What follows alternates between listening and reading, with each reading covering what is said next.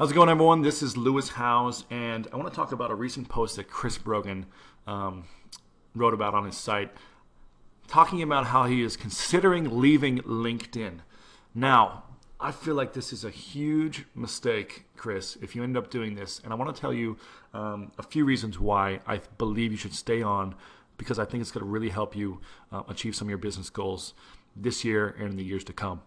Now, just to point out, he says that it's not because of anything LinkedIn has done wrong or bad against him or anything like that. It's because so many people are sending him requests for introductions. So number one, everyone, if you're listening to this, stop sending requests to be introduced to other people that Chris is connected to on LinkedIn. I'll talk about that at the end. But Chris, I want to talk about 8 different reasons why I believe you should stay on LinkedIn. Number one, I'm going to kind of go through this fast. Google Juice, right? When you search your name on Google, okay, what's things that come up? ChrisBrogan.com, obviously, Twitter, and then friend feed and LinkedIn, okay? So it's one of the top 5 or 6 things that shows up. Why is this important? Okay, this is important because when someone clicks on your LinkedIn profile, they see that you have 147 recommendations, okay? Now that's extremely powerful. 147 recommendations. Now these are testimonials basically that you don't need to publish on your website, but that people have just done out of the kindness of their heart because they believe in what you've done for them, right? So that adds a huge level of credibility, authority, and social proof for you, Chris, having all those recommendations. You want to keep those recommendations. You don't want to delete this and so people can't see who's recommending you, right? You want to have these recommendations. It's extremely powerful for you and it helps you grow your business. Number 3, build and manage a powerful database. You mentioned database and how email marketing is one of the most powerful resources for you. One of the most powerful things you do in your marketing right now is email marketing. I heard you talk about that at a speech in Ohio a couple months back. Now, let me just talk about why this is so powerful right now. Building and managing your contacts on LinkedIn. LinkedIn has a huge database of over 55 million business professionals, okay? Recently, they've updated this platform right here where you can manage your contacts so much more effectively and efficiently, right? Now you can tag everyone. I can click on a name here, put this person in a category. I can add a tag. They're already in sports, right? I can add more tags if I want to. Friends, I could put them in a city tag, whatever it may be. Now, this is going to be huge for you down the line to have this really categorized, all your connections. So every time you're adding a new connection, you're going to make sure you want to tag these individuals. It's going to allow you to send mass messages to people in serious tags, cities, things like that. Okay, so it's really, really important. The second part of this, I guess point number 4 is that you're able to export your contacts. Now, if you're using email marketing a lot in the future, which I know you're using it right now with your newsletter, and it's helping thousands and thousands of people who read it every week, right? This is a way for you to build your database for the hopes that people would join your newsletter, okay? You can export all of your contacts into a CSV file. You can add that to your email marketing campaign, or at least what you could do is you could send everyone a message that you're connected to once a month or once every 4 months, right? And say, hey guys, we're connected on LinkedIn. I just wanted to give you a quick update about myself. Check out my blog. Here's a recent article I think you could find interesting. And also, if you want to be a member of my newsletter, feel free to subscribe here, right? Simple, easy way to build your database in your newsletter, okay? That's number 4. Number 5, I'm going to try to go through these a little quicker. Number 5, driving traffic to your website. One of the things I want you to consider, Chris, is somehow including more status updates right here, because it says 1 month ago was the last time you updated your status on LinkedIn. Now, I don't know if you're aware of this, but LinkedIn and Twitter have hooked up, so you can actually tweet from Twitter and it'll post automatically to your LinkedIn status update. Now, if you're connected to, I think the last time we talked, Chris, you said you had about 6,000 or 8,000 connections. It's probably about 10,000 by now. That means that every time you posted a message on your status update on LinkedIn, it would go out to around 10,000 people's home pages, and it would stay up there for a little longer than it would on Twitter, okay? So can take that into consideration, that you want to be able to drive traffic to your site using your status update. Also, you've got a great call to action right here on all 3 of your websites on LinkedIn. You've customized the links, so every time someone clicks on here, they know they're going to get some type of information on social media strategy. So you're probably getting a lot of traffic just from people going to your profile here and clicking on this, right? You're getting free traffic, organic traffic, and you don't even have to be on LinkedIn yet. Another thing you've done is you've included the WordPress application, advanced application on LinkedIn. So every time someone clicks on this link, it goes right to your site, giving you another hit of traffic to your site, right? Bada bing, bada boom. The next thing.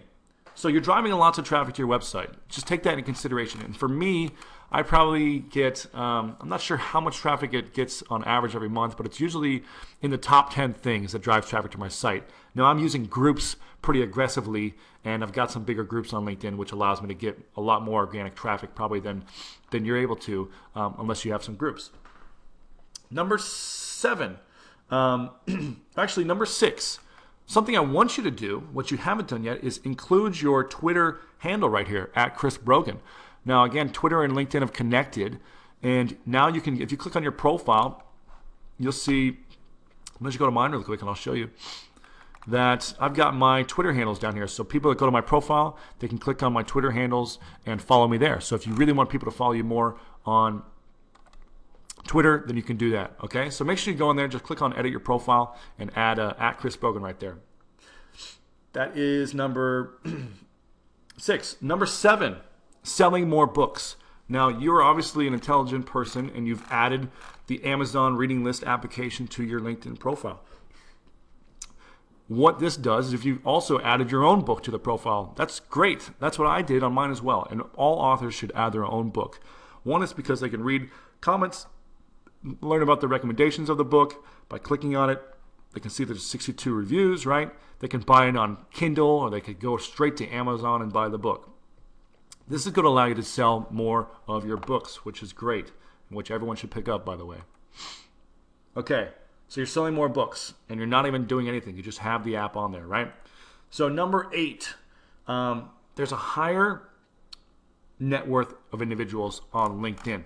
Now, my recent stats show me that the average household income on LinkedIn is nearly almost $108,000, whereas the average household income on, let's say, Facebook is roughly $81,000. Okay, and LinkedIn has the highest average household income over all the other traditional business sites. So WallStreetJournal.com, Forbes.com, BusinessWeek, NewYorkTimes.com, they're all around 100,000 and less, whereas LinkedIn is about 108,000 basically.